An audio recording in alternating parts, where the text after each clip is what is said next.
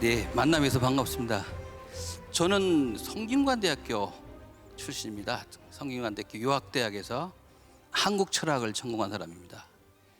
그 박사학위 논문이 최치원이고요. 최치원 선생의 철학 서상이고요. 그걸 택하게 된 거는 역시 한국 철학을 하려면 최치원 선생을 모르고는 안 된다라고 하는 그 지도 교수님의 가르침을 따라서 그렇게 한 것입니다.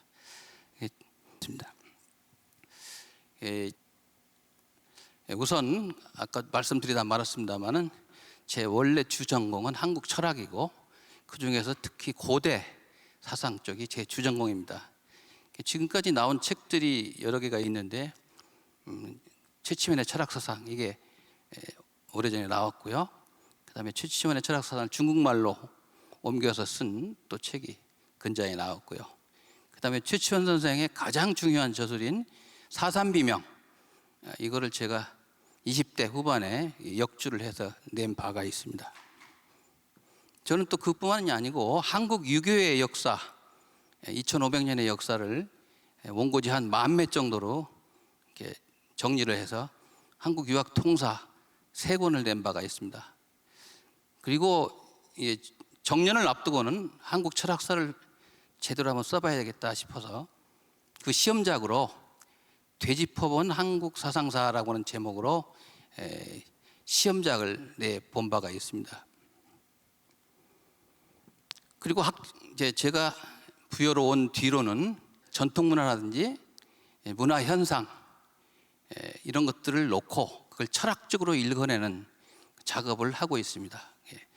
철학으로부터 풀어내는 게 있고 이렇게 어떤 현상을 보고 그걸 철학으로 풀어내는 거꾸로 가는 게 있고 한데 저는 이렇게 문화를 놓고 이렇게 철학으로 읽어내는 작업을 하고 있는데 사상으로 읽는 전통문화라고 하는 게 또 하나 나왔습니다. 저는 주된 그 자료가 한국 고대 금성문입니다. 삼국사기와 삼국유사의 그 자료적 한계성을 극복하기 위해서 그 고대 금성문, 광개토항비를 비롯해서 칠지도라든지 이런 금성문을 오랫동안 연찬을 했습니다. 이게 제가 연구하는 그런 제 사상적 그 근원이고 또 자료적 배경이기도 합니다. 자, 본론으로 들어가겠습니다. 저는 이제 제 은사님이 그 유승국 교수님이라고 정신문화연구원장도 하셨고요. 예전에 유튜브를 보니까 여기 나와서 광개토항비에 관해서 강연을 하신 것을 제가 봤습니다. 그분 밑에서 제가 마지막 제자로 공부를 했습니다. 늘 선생님께서 말씀하시기를 이념성과 과학성이 담보되어야 한다. 이 한국 사상을 연구한 데서 과학성 또는 합리성 그렇게 얘기를 많이 하죠. 이것만 따지게 되면은 거의 그 삼국시대 이전건 다 버려야 된다. 과연 그게 옳은 일이냐라고 말씀을 하시고 그것과 함께 이념성이 같이 가야 된다. 이념성은 다른 말로 해서 상징성이라는 말을 바꿔볼 수가 있겠죠. 저는 이 두 가지를 같이 봐야 된다고 생각하는데 요새 학계에서는 글쎄요, 제가 생각하는 것과는 전혀 다른 방향으로 가는 것 같습니다. 그 과학성이란 미명하에 그 삼국사기 이전까지 다 잘라내버리는 참 어이없는 일이 벌어지고 있습니다. 여러분 잘 아시겠지만 그 얼마 전에는 국회의원 몇 명이서 우리의 교육법에 나오는 제1조에 나온 홍익인간이라고 하는 이념을 다른 걸로 바꾸자라고 하는 논의가 있다가 국민들의 거대한 저항을 받고 결국 철회하고 말았죠. 참 지금 어마어마한 일이 이렇게 벌어지고 있는데 아시다시피 그 이면에는 여러 가지가 깔려 있지만은 이 소위 말하는 과학성이라는 미명하에 그건 삼국유사에 나온 거 아니냐라고 하는 그런 역사관과도 맞물려 있습니다. 참 무서운 세상입니다. 결국 철회가 돼서 다행입니다만은 참 답답한 그런 세태가 아닌가 싶습니다. 이념성은 왜 버립니까? 상징성을 왜 버려야 되는지 저는 알지를 못합니다. 자, 이념성과 과학성이 담보가 되어야 된다. 자, 두 번째는요, 철학하는 사람들은 역사를 잘 모르고 역사하는 사람은 철학을 잘 모릅니다. 이게 원당하지 않죠. 저도 철학과 출신입니다만은 제 주변에 보면 순수 철학하는 사람뿐이지 한국 역사도 제대로 잘 모르는 사람이 많아요. 얘기가 안 되는 거죠. 또 역사하는 사람들은 철학 쪽 그 연구 결과를 잘 믿지를 않고요. 그러다 보니까 우리가 이렇게 여러 가지 난맥상에 빠져 있는 것 같습니다. 세 번째입니다. 풍류도. 저는 이제 우리 사상의 그 근원은 풍류도인데 이 풍류도를 말하기가 어렵죠. 자료도 부족하고요. 근데 저는 근대 민족 종교 사상에서 출발을 해야 된다라고 생각을 하는 사람입니다. 그 얘기는 조금 이따가 뒤에서도 자세하게 말씀을 드리도록 하겠습니다. 자, 이 대목을 한번 읽어보도록 하겠습니다. 이거는 지금 제 강연 요지에 들어 있습니다. 우리 역사상의 신앙제했던 풍류는 단군을 기점으로 그 실체를 드러내기 시작하였습니다. 이후 신라 때에 이르러 화랑이라는 조직체를 통해서 그 영향력을 크게 증대시켰습니다. 이후 불교와 유교가 이 땅에서 성행함에 따라서 이 세력이 시들해졌습니다. 명맥을 겨우 유지해 오다가 19세기 후반 이래로 근대 민족 종교에 의해서 중광을 보았습니다. 민족 신앙의 중광을 선언한 민족 종교는 오랜 전성을 기반으로 성립하였습니다. 비록 생기는 것은 나중에 생겼지만 그 뿌리는 오래됐단 말이죠. 한국 사상의 원형과 특질은 민족 종교를 통해서 이해하는 것이 한 방법입니다. 왜냐하면 현재 문헌적 자료가 풍부하지 못합니다. 그 문헌이라고 해봤자 몇 개 되지 않습니다. 또 그마저도 위선이 아니니 그 위서 시비가 아주 굉장히 다분하죠. 이런 현실에서는 민족 종교를 통해서 거꾸로 올라가는 게 하나의 방법이 될 수 있겠다. 저는 그런 생각을 늘 하고 있습니다. 자, 단군신앙, 풍류 다 하나로 연결이 되는 거죠. 단군신앙, 단군사상은 한국 사상의 원류라고 저는 생각합니다. 1930년대 최남선의 단군론이 나왔습니다. 지금도 명문 가운데 명문이죠. 30년대라면 최남선 선생이 40이 채 되기 이전입니다. 저는 지금 회감이 넘은 나이입니다만 지금 봐도 제가 부끄러워서 나는 이 나이를 먹었는데 30대 때 쓴 그 최남선 선생의 단군론만한 글을 써본 적이 없거든요. 저를 부끄럽게 하는 그런 명논설입니다. 1930년대 이제 최남선의 단군론으로부터 단군 사상에 대한 논의가 본격적으로 시작이 되었습니다. 요즘에 와서 이제 단군학이라고 하는 것이 성립될 정도로 연구자가 많아진 게 사실입니다. 여러 연구 단체가 나오고요. 또 하나는 지금까지 단군 신화라고 했던 것을 아니다. 신화가 아니라 역사다. 해서 신화와 과학, 달리 말해서 역사, 이것의 통합을 주장하는 사람들이 많이 나오고 있습니다. 저는 이건 참 바람직한 현상이라고 생각합니다. 그런데 아쉬운 거는 이런 노력들이 세를 얻어야 되는데 일부 소수 학자들에 그치고 있다는 것이 정말 아쉬운 일입니다. 아까 단군이 나왔다, 풍류가 나왔다 이게 자꾸 좀 헷갈리실지 모르겠습니다만은 우리 민족의 풍류 사상, 그거 실체는 단군 사상을 통해서 볼 수밖에 없는 건데, 첫 번째 한국 사상의 원형질, 원시태, 이게 바로 풍류라고 저는 생각합니다. 잘 아시다시피 최치원의 난낭비서가 있죠. 여기 난낭은 정확히 알 수는 없지만 난이라고 하는 것이 보통의 짐승이 아니고 봉황과 같은 그 성격의 그런 그 격을 지닌 그런 그 새이기 때문에 이거는 임금을 뜻하는 그런 새이기 때문에 화랑 출신의 임금 딱 한 분이 있죠. 신라 경문왕이 그분입니다. 그래서 경문왕의 비문으로 추정을 합니다. 이걸 최치원 선생이 비문을 쓴 거죠. 비문을 쓰게 된 이유는 이제 화랑 출신 임금이기 때문에 썼을 걸로 이게 생각을 합니다. 그런데 다른 건 다 전해내려오는데 어떻게 이거는 중간에 원문이 없어져 버리고 삼국사기에 인용된 76자만 전해내려오는지 참 안타깝습니다. 김부식이 인용할 때는 너무나 유명한 글이기 때문에 다 인용할 필요가 없다.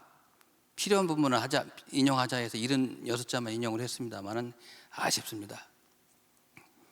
이 풍류에 대해서는 뭐 바람풍자 바람, 그다음에 바람과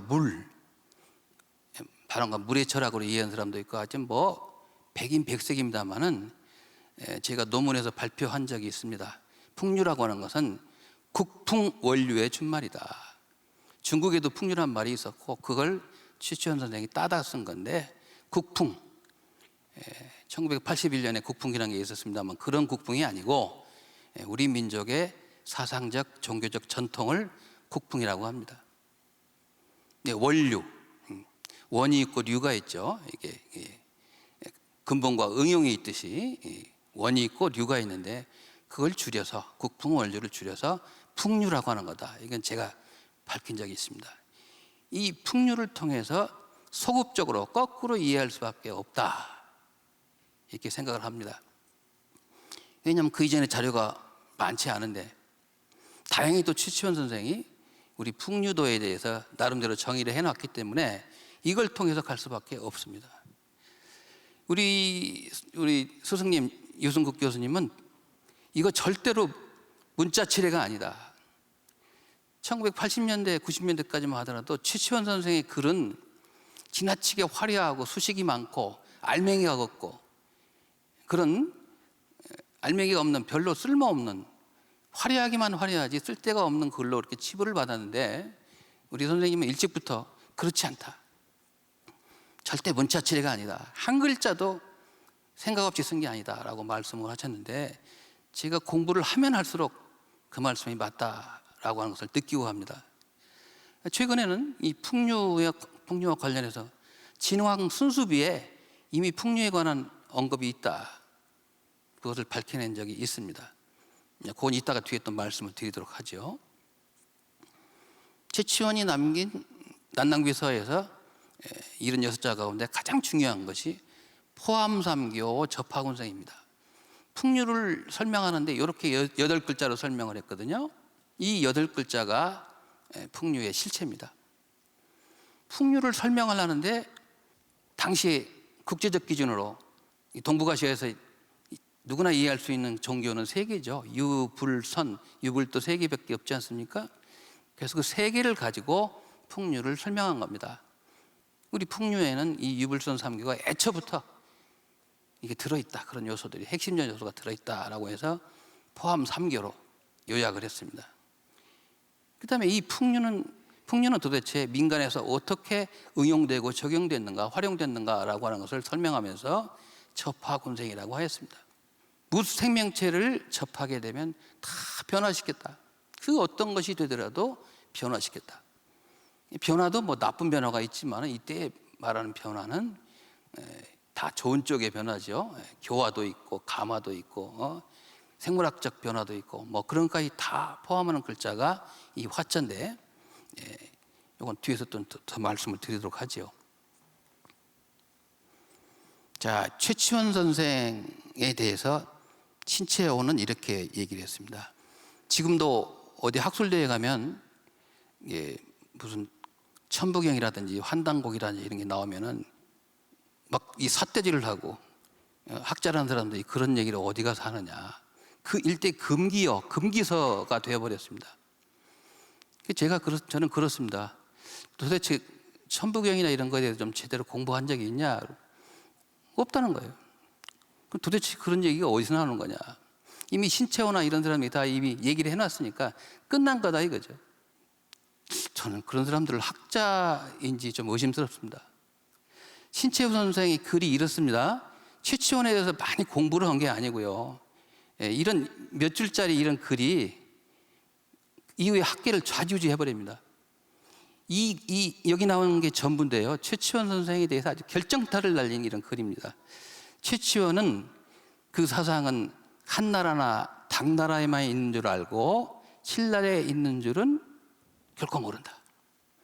학식은 유서나 유교 경전이나 불전을 관통하였으니 본국의 곡이 한 편도 보지 못하였으니 그 주인은 조선을 가져다가 순진화화, 완전히 중국식으로 만들어버린 것뿐이고, 그가 뭐 문장을 잘한다고 하지만 그 예술은 청천으로 백일을 대하며, 여기 이제 청천 백일, 대구가 딱딱 잘 맞추죠. 앞에 푸를 정자, 뒤에 흰 백자, 하늘 천자, 해일자, 이런 식으로 문장이 아주 대꾸로 화려하게 짜여져 있다는 거죠. 황화로 누런 꽃이죠. 녹죽 역시 대꾸가 잘 맞죠. 이런 식으로 그저 알맹이 없는 화려하게 대꾸 맞추는데 능할 뿐이지 예술적인 게 하나도 없다라고 이거를 얘기를 했습니다. 이게 최치원 선생에 대해서 비판한 신채호의 논지입니다. 뭐 전문적인 무슨 논문이 아니에요.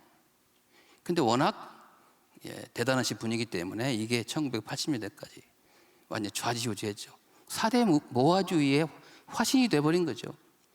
그러나 그 뒤로 이제 저를 비롯해서 여러 사람들이 그렇지 않다.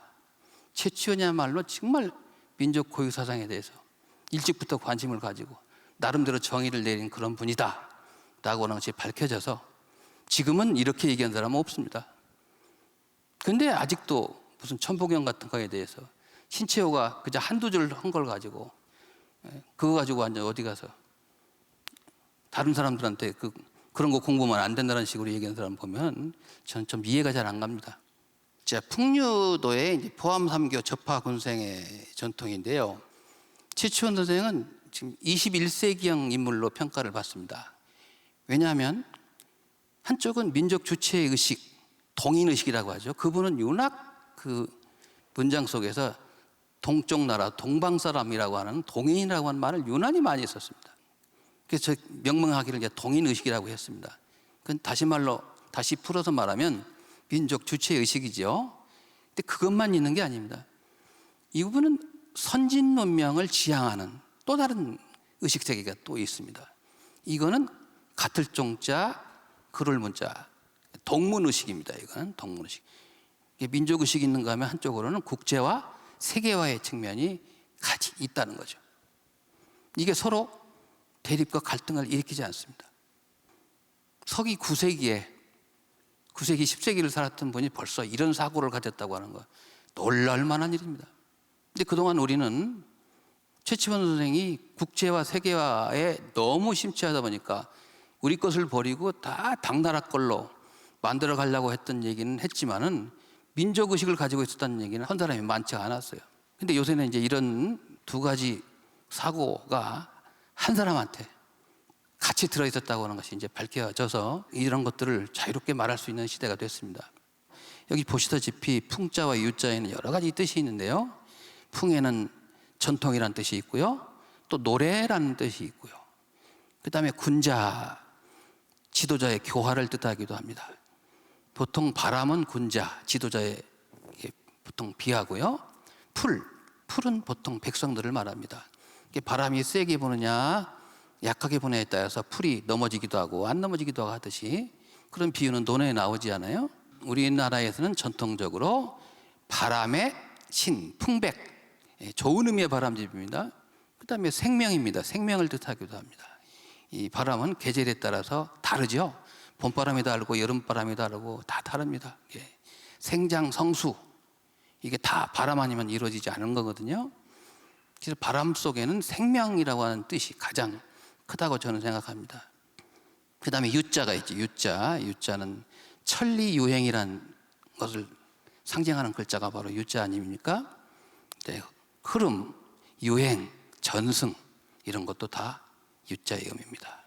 가야금이나 거문거나 누구누구 류 그러지 않습니까? 어떤 한 사람의 그 법제 이것을 갖다가 누구누구 유라고 하듯이 이런 유파 이런 것들을 뜻하기도 합니다. 여러 가지 뜻이 들어있기 때문에 어느 한쪽을 꼭 집어서 말할 수는 없지만 지금 나왔던 것을 전부 통통 털어서 종합을 하면 풍류에는 이 풍류는 한국 사상의 이제 대명사인데 이 풍류 속에는 이성도 들어있고 감성도 들어있고 영성도 들어있다. 이 세 가지가 종합해 있는 결정체다. 이렇게 저는 말하고 싶습니다. 보통 이성 감성은 얘기 많이 하지요. 조선시대 성리학도 사단과 칠정이 있고 다 이제 이성과 감성으로 바꿔 말할 수가 있죠. 그러나 영성까지는 얘기를 못 합니다. 그러니까 한국 사상에 영성이 들어 있어요. 자, 요새 그 새로운 변화가 있습니다. 학계에. 지금은 전부 다 철학과 따로, 윤리학과 따로, 종교학과 따로 있습니다만은 이렇게 전부 다 나눠가지고 분과적으로 이렇게 학문을 하다 보니까 서로 대립하고 갈등하고 또 교과 과정을 개편하는 데 있어서도 전혀 힘을 쓰지 못합니다. 그렇게 분열한 결과가 그렇죠. 요새는 철학과 윤리와 종교 이거 분리하기보다도 하나로 합치는 게 좋다라고 하는 움직임이 일고 있는데 저는 그걸 보면서 그런 생각을 했습니다. 우리 사상에는 이미 그런 게 다 들어있는데 다 하나로 종합되고 이렇게 하나의 결정체로 이렇게 그 세 가지가 다 들어있는 건데 그 우연치 않게도 지금에 와서 그쪽으로 돌아가는 것 같다라고 하는 그런 생각을 한번 해보게 됩니다. 자, 이 풍류의 실체인데요. 풍류의 실체. 여기 이제 포함 3교는 이제 요새 말로 하자면 체고요. 접하곤생 이건 용이죠. 모든 것은 체가 있고 용이 있는데 그 최치원 선생은 뭐 이렇게 지금처럼 무슨 철학을 전공한 분이 아니고 다 문학이나 역사나 철학을 한 몸에 하신 분이죠. 철저하게 체용론적으로 체와 용의 구조를 가지고 풍류를 설명을 합니다. 그러면서 이 풍류에 대해서 현묘한 도다, 현묘한 도다. 이 현묘는 잘 아시다시피 노자 도덕경에 나오잖아요. 근데 보통 이 현묘가 노자 도덕경에 나온다고 해서 풍류도를 그저 노장사상과 가까운 걸로 인식한 사람이 있는데 결코 그렇지 않죠. 그건 잘못된 해석이죠. 현묘란 말은 우리말로 번역을 하면 이런 거죠. 말이나 글로 설명할 수 없는 묘한 거. 말이나 글로 설명을 해보면 그때부터 이렇게 딱 규정이 돼버리잖아요. 예. 구속이 되잖아요. 예. 말 밖에 있는 뜻을 다 이제 버리게 되는 거죠. 그래서 말로 규정할 수 없는, 글로 표현할 수 없는 그런 도다라는 뜻입니다. 노자 사상하고 뭐 가까워서 갖다 붙인 게 아니에요. 이 노자에 보면 이런 일장에 그런 게 나오죠. 이게 무명은 천지지시요 유명은 만물지보라. 예. 무명은 천지의 시작이요 무명은 만물의 모체다. 차양자 동출이명. 이 두 가지는 같은 데서, 이게 동출이죠. 같은 데서 나오지만은 이름을 달리한다. 근데 그 같을 동자, 같은 데를 일러서 뭐라고 하냐? 현이라고 한다. 이 현자는 아주 오묘하고 심오하다는 뜻이죠. 거기서 현자가 나온 거예요, 이게. 뭐 실체를, 이 현자가 가물 현자 아닙니까? 가물 현자. 실체가 똑바로 보이지 않고 가물가물 보이는 거. 보통 심오한 걸 얘기할 때 현자를 쓰는 건데 거기서 현자를 따다가 쓴 겁니다. 우리 풍류에는 유불선 3교가 3개가 다 들어있다, 이게. 한 군데서 나온다, 이게. 그게 풍류도가 동이에요, 동인데 거기서 나중에 유교도 나오고 불교도 나오고 도교도 나온다, 그 말이죠. 한 글자도 그냥 넘어간 게 아닙니다. 철저하게 아주 공부를 많이 해서 한 글자를 거의 막 그 천근만근의 무게에 가깝게 골라서 그런 쓴 것입니다. 자, 여기 이제 접하곤생이라는 게 있는데요. 여기 참 말하기 어려운 부분입니다. 이 화라고 하는 것은 이제 보통 유교를 전공한 사람 교화라고 하고 맙니다. 교화. 근데 교화라고 하면 그게 너무나 이 화자의 의미가 줄어드는 거죠. 좁혀지는 거죠. 화자는 굉장히 넓은 의미입니다.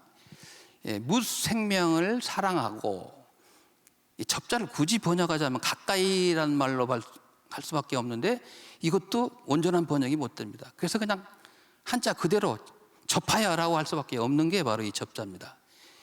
가까이하여 변화시킨다. 예, 교화, 그다음에 변화, 생물학적 변화라든지 이런 것들을 다 포함하는 글자입니다.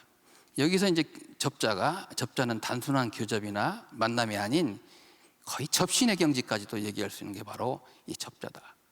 사람이 하늘의 신령한 기운을 접한다라고 할 때 그건 그때의 접자는 단순히 가까이 한다, 만난다 이런 뜻하고는 좀 거리가 있잖아요. 네. 저는 그래서 조금 이런 자리에서 불경스러울지는 모르겠습니다만은 이 접자는 서로 다른 남자와 여자가, 완전히 그 개체가 다른 남자와 여자가 서로 교접을 해가지고 제3의 생명체를 잉태내는 그런 단계, 접이 바로 여기 접하곤생의 접자다, 그렇게 생각합니다. 그래서 이 접자는 철저하게 생명사상이 안에 들어있는 거죠. 자, 여기서도 접하곤생에서도 바로 우리 전통사상의 특성인 신비성, 정감성, 영명성, 이런 것들이 여기에 들어있다, 이렇게 말할 수가 있습니다. 자, 저는 전국을 다 돌아다니면서 강연도 하고 그럽니다만, 이 전주가 참 재미있는 동네입니다. 전주가. 이제 여기 계신 분들은 왜 갑자기 전주냐라고 할지 모르지만, 이건 제가 이제 그 각 지역적 특성을 공부하면서, 전주는 좀 이게 풍류도하고 관련이 있는 곳이다, 풍류도를 설명하기 가장 좋은 곳이다, 이렇게 말씀을 드릴 수가 있을 것 같아서 제가 뽑은 겁니다. 전주권 문화의 사상, 예술 등 각 방면에서 모태적 구실을 하는 것이 바로 모악산인데, 모악산입니다. 이 모자가 어미 모자죠. 어머니의 산이라는 거죠. 근데 거기서는 유교도 나오고 불교도 나오고 그 밖에 이제 뭐 민족 종교도 나오고 그러지 않았습니까? 참 묘한 동네입니다. 어머니 뱃속에서 3명의 그 쌍둥이가, 새 쌍둥이가 들어있듯이 말이에요. 새 쌍둥이가 들어있는데 다 다르죠. 근데 한 어머니한테 들어있어요. 어쩌면 그렇게 포함 3교 똑같은 건지, 그 논리와 똑같은 건지, 그 산 이름이 또 그냥 지은 게 아닌 것 같아요. 물론 모악산이라는 이름은 나중에 붙였겠지만은 참 잘 붙였다, 그런 생각을 합니다. 거기 이제 아시다시피 그쪽은 진표율사로부터 금산사 뭐 다 전통이 이어져 내려오는 곳이죠. 미륵 하생신앙이, 미륵 하생신앙의 메카가 거기 아닙니까? 고구려 때 보덕화상이, 고구려가 망하게 생겼으니까 남쪽으로 이렇게 망명을 하는데 하필 온 게 바로 바로 그 지금의 모악산 그쪽 아닙니까? 여기 아무리 봐도 그 참 이상한 곳이다, 이게. 그다음에 이제 나중에 그 정여립이 새로운 세상을 꿈꾸었던 것도 바로 그건데, 처음부터 끝까지 유교만 공부했던 사람이라면 절대 그런 생각을 가질 수가 없죠.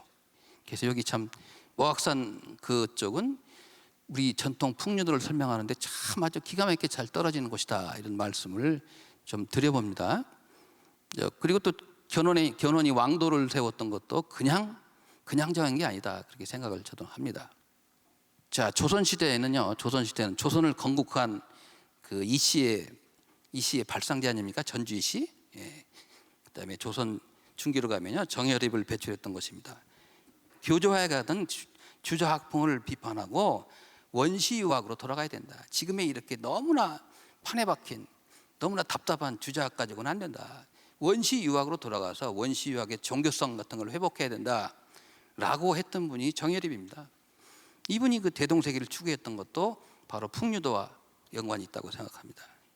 조선 말기에 가면 유불선 3교의 통합을 기치로 내건 후천개벽 이상세계를 제시한 동학이라든지 신흥종교 운동이 활발하게 이루어졌던 것이 바로 여기입니다. 동학은 경주서 생겼는데 경주서 별로 재미를 못 보고 이쪽에 모악성 쪽으로 와가지고 거기 김제, 정읍, 전주 이런 쪽에 와가지고 꽃을 활짝 피운 거 아닙니까? 이거는 뭐 우연히 그런 게 아닙니다. 다 사상적으로 이미 정해져 있던 거죠. 풍류도의 접하곤생의 이념이 폭발적으로 분출한 것입니다. 접하곤생할 때 화자는 그냥 교화가 아니라는 거죠. 이게 변화가 되면 그냥 사회 변화가 아니라 완전 국가를 이렇게 새롭게 대개조하는 어마어마한 그런 원동력을 지니는 게 된다는 거죠. 폭발적으로 분출했다는 겁니다. 이거는 어디서 나온 말은 아닙니다만 동학의 교단 가운데 포가 있고 접이 있지 않아요? 저는 그렇게 생각합니다. 이 포는 포함상교에서 따온 거고 접은 접하곤생에 따온 거다, 그렇게 생각합니다. 그렇지 않고는 다른 걸로 설명하기가 어려워요. 그 다음에 이제 모악산 권역에 널리 퍼져 있는 미륵 하생 신앙과 결합해서 새로운 종교 사상을 창출했습니다. 잘 아시다시피 증상교, 엄불교, 그 다음에 남학 같은 것들이 다 영향을 받은 거죠. 여기 계신 분 가운데 남학에 대해서는 아마 잘 모르신 분들이 있을 거예요. 동학이 나중에 패퇴를 당해가지고 아주 뭐 굉장히 힘이 들 때 그 동학에서 또 다른 분파가 나왔으니 바로 그것이 남학입니다. 유불선 세 가지를 다 고르게 섭취했다고는 하지만 남학은 주로 불교 쪽에 더 중점을 둔 그런 건데, 지금도 진안, 장수 이런 쪽에 가면 남학의 영향이 아직도 좀 남아 있다고 그럽니다. 자, 여기 이제 다시 요약을 하자면 유교의 대동세계, 불교의 용화세계, 선가의 지상, 선경에 대한 이상이 살아서 꿈틀거리는 것이 바로 이 모악산 권역인데, 이 모자가 뭐를 말하는 거냐? 모든 사상과 종교가 모태로 귀환한다라고 하는 의미로 저는 해석을 합니다. 뭐 전주 사람 듣기 좋으라고 그런 게 아닙니다. 제가 설명하게 굉장히 편해서 이렇게 인용을 한 겁니다. 자, 접하군생과 한국 사상의 특성을 다시 이제 요약을 해 보겠습니다. 이거는 그냥 최치원 선생이 그냥 비문 써달라니까 어쩔 수 없이 써준 게 아니고요, 천하를 살리는 대경대법이다라고 하는 그런 차원에서, 이건 반드시 후세에도 이어져야 한다라고 하는 차원에서 이거를 강조해서 쓴 거라고 생각합니다. 우리 민족의 이제 이념적 좌표라고 한다면 제세이화라든지 광명이세, 홍익인간, 이도여치 이런 것들이죠. 이도여치는 이제 광개토양비에 나오는 겁니다만, 이 글자는 다릅니다만 이게 다 하나같이 인간 세계를 갖다가 다 이롭게 한다, 변화시킨다라고 하는 그런 걸 가지고 있습니다. 근데 이런 걸 모르니까요, 국회의원이라 하더라도 이런 걸 모르니까 어렵다고, 추상적이라고, 이걸 고치겠다고 하니 얼마나 위험천만한 일입니까? 이유 같지 않죠. 뭐 추상적이고 어렵다 이거예요. 공부를 해야죠. 그럼요, 공부를 해야죠.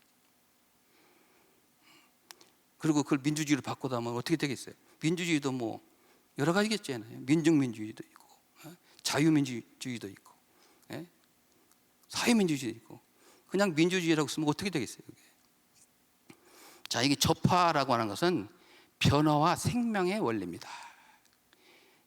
새로운 생명을 낳은 것 자체가 변화죠. 또 변화해서 새로운 생명을 낳고, 이런 식으로 계속 변화해서 낳고 계속 나가는 게 바로 그 육아에서 말하는 그 생생불식, 생생지리의 그런 논리와 비슷합니다. 접하라고 할 때 접자는 대인, 사람을 어떻게 대할 것인가, 그 다음에 그 밖에 사물을 어떻게 대할 것인가, 그 관계성을 얘기를 해주는 그런 논리가 바로 접자에 들어있습니다.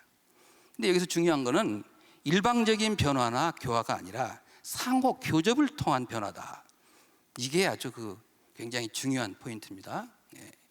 이렇게 요새도 아주 굉장히 잘 맞는, 요새 그 시대적 화두 가운데 하나가 소통 아닙니까? 그 소통이라는 그 시대적 화두와도 잘 맞아떨어지는 게 바로 이 접화라고 하는 두 글자입니다. 이게 새로운 생명을 만들어내는 변화라고 다시 요약을 할 수가 있는데, 이 꽃 가운데 풍접화라고 하는 꽃이 있더라고요. 이건 족두리꽃이라고 하는, 우리말로는 족두리꽃이라고 하는 건데, 이게 아침에 잠깐 이걸 풍접화를 찾아보면서 이게 꽃 이름에도 이 접자가 이렇게 들어있구나. 바람풍자, 접할 접자, 이게 보통의 그 이름은 아닌 것 같아서 제가 한번 소개를 해드릴까 했습니다. 한국 사상과 화해 전통인데요, 단군에 관한 얘기, 그 삼국유사 보면 첫 번째 나오는 게 그거 아닙니까? 거기 보면 불과 몇 자 되지도 않는데 이 화자가요 무려 7번이나 나옵니다. 그거 그냥 보시면 안 됩니다. 철저하게 뜯어보십시오. 얼마나 중요하면 그 몇 자 되지도 않는데 이 화자가, 같은 자가 7번이나 나오겠습니까? 단군의 제세이화의 전통, 그런 것들이 나중에 진왕 순수비에 나옵니다. 진왕 순수비 보면 제일 먼저 우리나라에 순풍이 있다. 순풍, 이 순자, 다른 것에 하나도 이렇게 감염되거나 오염되지 않는 순수한 우리의 사상, 종교 전통이 있다. 이 풍류도를 갖다 아마 말한 것 같아요. 그 다음에 현화, 그것의 변화가 아주 말로 글로 설명하기 어려울 정도로 오묘하다라고 하는 거. 현묘지도, 그거 그동안 사람들이 못 봤거든요. 이게 최치원이 한 거하고 같은 말입니다. 제가 논문을 통해서 밝혔어요. 자, 이런 것들이 나중에 이제 민족 종교로 이어집니다. 요새 민족 종교에서 이제 이 화자를 풀이해가지고 조화, 교화, 치화, 어디서 많이 들어보셨죠? 조화는 주로 종교와 철학을 얘기할 때 쓰는 말이고, 교화는 교육, 치화는 주로 정치예요. 이게 같은 화라 하더라도 이게 다릅니다. 이거는 우리 고유 사상에 정통하지 않고서는 이렇게 풀어내지 못합니다. 이런 것들을 그렇게 우습게 알고 그냥 대충 넘기고, 근대에 나온 그 문헌에 적혀 있다고 우습게 알면 안 되는 거거든요. 교화, 감화, 신화, 이 모든 것들을, 이런 모든 변화를 표가하는 것이 바로 화다. 근데 이걸 잘 모르기 때문에 다 교화라고 번역하고 말아버린단 말이죠. 그리고 이제 이런 것들이 또 가장 그 조직적으로 나타나는 게 화랑도인데, 이성과 감성과 영성을 통한 변화를 추구했던 것이 바로 화랑이다, 이렇게 말씀을 드릴 수가 있습니다. 풍류는 삼위일체로 설명이 가능한데요. 우선 철학과 종교가 합일되어 있다. 우리 그 풍류도에는 국리진성의 측면이 있습니다. 이치를 궁구하고 자기 본성, 타고난 본성을 다 한다고 하는, 국리진성은 주로 유교에서 많이 쓰는 말이죠. 이런 주로 합리성 측면에서 말할 수 있는 그런 대목이 분명히 들어 있습니다. 이건 철학으로 연결되는 거죠. 그것만 있는 게 아니에요. 고무진신이라는 게 있죠. 사람들 정감에 호소해가지고 막 흥이 나고 신명이 나도록 하는 그런 신비성의 측면이 있습니다. 이런 게 다 죽어버렸죠. 이게 유교, 특히 유교 가운데 성리학, 종교하고는 좀 거리가 먼, 유교의 종교성을 다 거의 나쁘게 얘기하면 말살시켰다고까지 한 사람도 있습니다만은, 그런 과도한 표현은 저는 안 쓰겠습니다. 근데 유교가 가지고 있는 종교성을 완전히 희박하게 맺는 게 바로 성리학인데, 이런 성리학 때문에 유교의 종교성은 말할 것도 없고 우리 민족이 가지고 있는 그런 이제 신비성, 종교성, 이런 것들이 다 사라져버리게 되죠.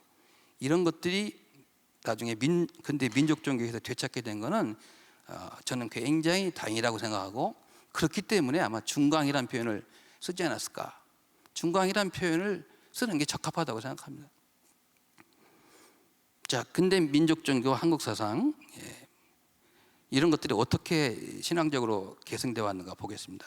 삼교 합일의 사상적 전통은요, 많이 있습니다만은 1990년대에 발견된 백제 금동대학로를 보면 거기에 아주 종합 모형도처럼 되어 있습니다. 거기에는 불교도 들어있고 유교도 들어있고 그다음에 신선사상도 들어있습니다. 그게 하나로, 향로라원 하나로 이렇게 모여져 있죠. 이런 것들이 나중에 최치원 선생의 그 난당비사문에 종합 정리된 거라고 저는 생각을 합니다. 비록 신라와 백제 이런 차이는 있지만 그 당시는 이미 최치원 당시에는 이미 신라, 백제, 고려 이런 그 구분이 없는 시대니까요. 고구려 시대에는 조이선이 있었고요. 신라에만 이런 게 있었던 게 아니고 고구려에도 있었습니다. 조이선인, 신라, 화랑, 백제에도 있었을 겁니다. 고려 시대 와서는 팔관에 이런 걸로 제도적으로 전통이 되어서 내려왔습니다. 이건 국가적으로 내려온 거죠. 국가에서 장려해서 내려온 거죠. 그뿐 아닙니다. 민간에서는 산악신앙, 무속, 선도계열의 이런 신앙적 측면을 통해서 내려왔습니다. 국가적으로 민간에서 이렇게 양쪽으로 흘러오니까 아주 전통이 풍부했죠. 이런 것들이 이제 조선 초기 와서 특히 이제 민족 사상과 관련해서 이런 것들을 금서로 지정을 해가지고 다 수집해서 불을 태우거나 그렇게 돼버린 거 아닙니까? 불교와 유교의 성향에 따라서 전통이 침체가 됩니다. 고유 사상의 종교성 위축된 거는 성리학의 영향이 크다고 보고요. 전통적으로 우리 사상에는 사천사상, 하늘을 섬긴다고 하는 사천사상 아주 농후하죠. 시천사상, 비슷한 말이긴 합니다만 이런 것들이 다 위상이 하락하게 되는 겁니다. 근데 동학을 중심으로 해가지고 대종교, 증산교, 원불교, 그 정혁. 정혁이라는 걸 아마 잘 모르신 분들이 있을 것 같은데, 이거는 이제 근대 민족 종교의 아주 철학적 이념을 제공해 준 그런 굉장히 중요한 책입니다. 이런 것들이 등장하게 되는데 하나같이 공통점이 뭐냐면 철학과 종교는 두 가지가 아니다라고 하는 그런 겁니다. 그래서 이들 종교의 이름을 보면 다 도자가 붙거나 학자가 붙습니다. 이건 다른 말로 하면 이론과 실천이 두 가지가 아니다. 이론과 실천의 병행을 말하는 것이기도 하지요. 이게 굉장히 중요한 그런 포인트입니다. 두 번째, 성리학 같으면 후천계맥 얘기 못하죠. 얘기할 수 없습니다. 근데 후천계백사상을 통한 미래상을 제시하고 있다고 하는 거 너무 중요한 거죠. 그다음에 세 번째는 고유사상의 정감성, 신비성, 종교성 이런 것들을 회복하자라고 하는 메시지를 던졌습니다. 이건 다른 말로 바꾸면 풍요들을 부활하자 그런 얘기하고 같은 거죠. 특히 이제 정역, 멀리 갈 거 없습니다. 이 정역을 쓴 그 일부 김항 선생은 논산분이거든요. 논산 가깝지 않습니까? 그분의 묘소도 한번 가볼 필요가 있습니다. 정역과 그다음에 남학에서 그 중시했던 영가무도 같은 거, 영가무도. 지금 서양 종교에서 뭐 찬송가를 부른다든지 어떤 특정 이렇게 여러 사람이 집단으로 종교 활동을 할 때 하는 마스 게임이라든지 이런 것들이 다 이미 이런 데는 다 들어 있었거든요. 그다음에 신인상화의 정신을 개성하고 있다고 하는 거. 이게 단군 우리 삼국유사에 나오는 그 단군에 관한 이야기부터 이미 신인상화 정신이 내려오지 않습니까? 이런 정신이 쭉 계승이 되어가지고 근대 민족 종교까지 내려옵니다. 우리 민족 사상뿐만 아니라 유교 사상도 마찬가지예요. 동양 사상이 다 그렇습니다만은 신은 초월적인 존재가 아니다. 초월의 신이 아닌 내재적 신을 강조합니다. 내 속에 들어있다. 신은 딴 데 있는 게 아니라 저 멀리 있는 게 아니라 내 속에 들어있다. 그래서 일신강충이라고 하는 유명한 말이 나오지 않습니까? 일신강. 내 속에 하늘이 들어있지 하늘이 따로 있는 게 아니다. 이거는 아주 근데 민족 사상, 민족 종교 사상을 한마디로 압축적으로 잘 얘기해 준 거라고 생각합니다. 그 다음에 민족 종교에서는 현실에서 구현되는 현인신을 강조합니다. 뭐 역시 신약시도 따로 멀리 있는 게 아니라 현인신을 강조하는데요. 이런 것들이 이제 갑자기 튀어나온 게 아니고 다 오래전부터 민족 사상의 전통으로 내려온 거다. 이렇게 말씀을 드릴 수가 있습니다. 인간 완성을 얘기합니다. 민족 종교는 인간 완성을 얘기하는데 인내천이 바로 그거죠. 아마 서양 종교 같으면 이해 못하죠. 사람이 곧 하늘이다. 이해가 되겠어요? 안 되죠. 인내천. 그다음에 인존사상. 근데 민족 종교에서는 이제 천존사상도 가고 지존사상도 가고 미래 세계는 인존사상이 올 거다라고 얘기를 하지 않습니까? 이게 이제 하나의 특성이고요.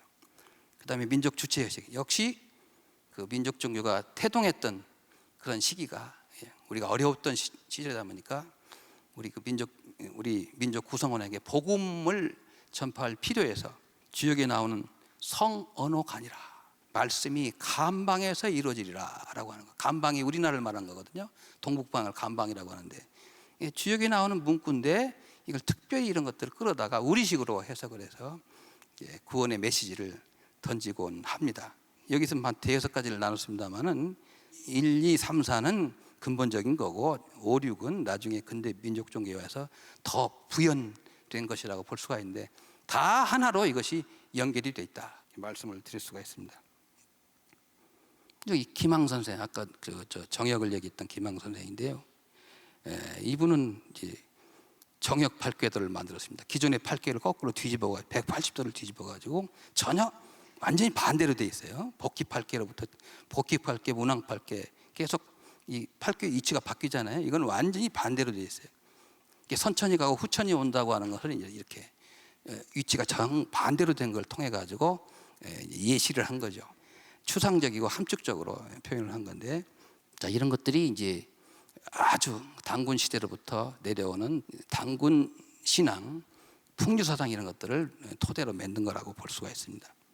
정역이나 김항의 모든 학문 경향을 보면 독서학역 이게 여기 나온 서는 그냥 책이 아니고요. 서경입니다. 서격을 많이 읽고 주역을 공부한다라고 하는 게 바로 이 정역에서 굉장히 강조하는 건데요. 이거는 한마디로 말하면 합리적 측면입니다. 합리적 측면.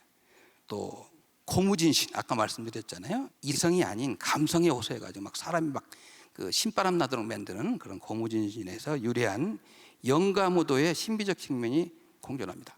철학과 종교가 공존하는 거죠. 두 번째 동학과 남학 그리고 김항이 공통적으로 중시하는 영가무도는 우리 고유의 선맥의 부활이라고 말할 수가 있습니다. 요새는 일부 무용가가 이거를 무용으로 만들어 가지고 이렇게 공연도 하고 그러더라고요. 자, 영가무도는 저는 이렇게 해석을 합니다. 이 밑에 나오는 해석은 제 해석입니다. 영가무도는 종교적 차원에서 보면 하늘과 소통하는 신비한 경지를 말하는 것일 수도 있습니다. 하늘과의 소통이 한 경지에 이르고 그 경지가 고조되면 자기도 모르게 노래가 튀어나오고 그 다음에 춤을 추게 돼요. 남의 눈치 안 보입니다. 춤을 추게 되는데 영기가 주어지고 통할 때는 완전 다른 사람이 됩니다. 완전 다른 사람이 되고 또 다른 사물이 됩니다. 이 기로 표현할 수 있는 정감성, 그리고 영으로 표현할 수 있는 영험성이 한 지점에서 만나게 되면 바로 이렇게 된다. 자, 이렇게 본다면 접할 접자에는 한국 사상의 특성이 뭐냐라고 하면 그냥 접자를 가지고 얘기해도 크게 틀린 말이 아니라고 할 수 있을 정도로 너무너무 중요한 글자다. 이렇게 말씀을 드리겠습니다. 아까 인간 내면의 본질과 진리 말씀드리다 말았죠. 신이 저 밖에 초월적으로 따로 있는 게 아니라 내 속에 들어있다라고 하는 것이 이제 민족 사상의 특성이고 유교 사상의 특성이고 동양 사상의 특성이기도 한데, 초월적 피안이 아닌 인간의 내면적 본질에서 진리를 찾고 하느님을 만나야 한다는 이런 외침이 우리의 고유 사상에 들어 있습니다. 따라서 종교 간의 대립과 갈등을 유발할 수 있는 소지가 우리 사상에는 애초부터 없습니다. 한결같이 재래 유불선 3교를 통합하거나 회통하려는 정신을 보인 것은 이런 이유예요. 우리 이런 걸 좀 배워야 돼요. 지금 서양 종교가 들어온 데는 참 대립하고 갈등하고 이렇게 가는데 그거는 우리 민족 사상의 전통이 아니다. 외래 사상이 가져온 하나의 한계라고 말할 수가 있죠. 그 진리가 따른 게 아니고 인간 주체가 진리다라고 하는 것이 바로 민족 사상의 특성인데, 굉장히 굉장히 중요한 말로 이렇게 잘 포장을 해서 해놨는데 너무 중요한 말이라서 제가 인용을 합니다. 천지는 1월이 없으면 빈 껍데기요 1월은 지인 완성된 인간이 없으면 빈 그림자다라고 얘기했습니다. 이거 아주 기가 막힌 말이죠. 한국의 역학이 인간 주체의 근원을 두고 인극, 태극이 있고 환극이 있고 인극이 있는데 인극을 추구한 점을 설명한 것이라고 하겠습니다. 물론 지역에서도 그런 얘기를 합니다만, 인간 주체가 곧 진리라는 사상은 동학에서 사람이 곧 하늘이다라고 말하는 데까지 이르게 됩니다. 인간학적 자각의 절정이라고 하겠습니다.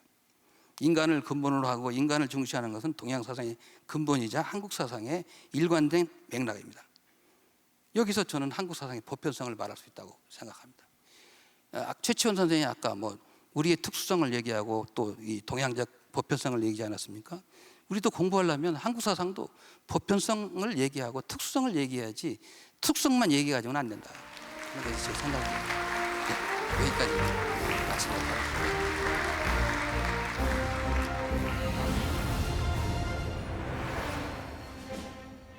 예, 요새 우리 것에 대한 관심이 날로 희박해져 가는 것 같습니다. 그러니까 각급 학교에서 철학 교육이 아주 좀 소홀해지고 철학과가 없어지고 또 사상이나 역사 쪽도 교육이 정말 여러 가지로 문제가 많은데, 우리 사상의 원료를 찾겠다고 하는 이런 학술대회를 하루도 아니고 이틀에 걸쳐서 이렇게 많은 또 국내 석학을 모시고 한 것에 대해서 굉장히 기대가 큽니다. 아마 성과도 많으리라고 생각합니다. 특히 이제 저같이 철학을 공부하는 사람 입장으로서는 우리 상고대 고유 사상 이런 것들이 맥락이 잘 드러났으면 하는 것이 제 바람입니다. 우리 전통 사상의 원류 같은 거는 학교 교육을 통해서 하는 것이 가장 바람직합니다만, 지금 아시다시피 잘 이루어지지 않고 있다고 저는 생각합니다. 이제 다른 한쪽으로는 학술대회 같은 것이 많이 이루어져야 되는데, 지금 특별히 이 증산도 쪽에서 이런 큰 대회를 마련해줘서 개인적으로는 매우 고맙게 생각하고, 특히 이 한국 사상의 원류를 모르면은 고다음부터가 이게 맥락이 막혀가지고 잘 이루어지지 않거든요. 유교, 불교, 도교 이런 것만 가지고 그걸 한국 사상이라고 한다면 여러 가지 문제가 많겠죠. 거기에 대해서 외래 사상이라고 하는 사람도 있고, 이제 조금 더 상한선을 끌어올려야 됩니다. 상한선을 끌어올리는 문제가 쉽지 않습니다. 자료가 많지 않고. 근데 한 가지 방법은 근대 민족 종교가 있다 이거죠. 근대 민족 종교는 그런 사상적 전통을 여러 가지 경로를 통해서 오랫동안 오랜 전성을 통해서 이어받았기 때문에 그걸 통해서 거꾸로 올라가면 충분히 그 고대 사상의 원류를 일종의 광맥을 캐는 기분으로 이렇게 끄집어낼 수가 있다고 생각합니다. 그런 점에서 이번 학술대회는 의미가 있다고 생각합니다. 그렇습니다. 이 풍류는 나중에 최치원이라는 사람이 자기 관점으로 이렇게 정리를 한 거죠. 그렇기 때문에 이 풍류란 용어가 처음부터 딱 이렇게 나와가지고 시작된 게 아니고 후일의 입장에서 그 전에 있었던 그런 생활 철학, 생활 문화 같은 거를 그거의 총체적인 걸 갖다가 풍류라고 규정을 한 거죠.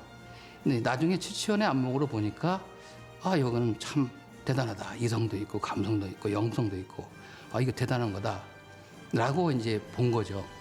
실제로 신라에서는 그걸 최치원 이전에도 굉장히 중시해가지고 제도적으로 화랑이라는 걸 통해서 이렇게 안착을 시키려고 했던 거 아닙니까? 고구려도 마찬가지고 또 고려에서도 마찬가지고 그런 것들이 쭉 전해 내려왔는데 이제 조선시대 와서 단절이 된 거죠. 그 굉장히 핍박받다가 나중에 이제 참 역설적으로 1910년 나라가 망한 뒤에 이제 빛을 보게 된 게 바로 근대 민족 종교 아닙니까? 그런데 거기에 대해서 문헌적 자료가 좀 문제가 있다는 위서 시비가 있다는 이라고 하는 것은 제가 보기에는 부차적이라고 생각합니다. 그 위서 논쟁이 있을 수밖에 없죠. 그동안에는 그런 것들을 갖다가 내놓고 얘기할 수 없던 시절이 있으니까요. 그런데 거기서 이제 어디까지가 옳은 거고 어디까지가 이건 그때 가필한 거고 이런 걸 가려내야지. 조금 문제가 있다고 해서 그걸 다 버린다면 남는 자료가 몇이나 되겠습니까? 풍류에 관한 연구도 그런 차원에서 접근을 해야지 합리적 관점을 본답시고 다 잘라내고 이것 잘라내고 저것 잘라내면 남을 자료가 거의 없다고 생각합니다. 그런 점에서 본다면 이제는 과거의 그 방식을 지향을 해서 여러 가지 방법을 통해 가지고 신화하고 과학이 서로 전맥을 한다든지 좋은 시도가 이루어지고 있지 않습니까? 이제 방법론을 조금 다각적으로 할 필요가 있지 않나 그런 생각을 합니다.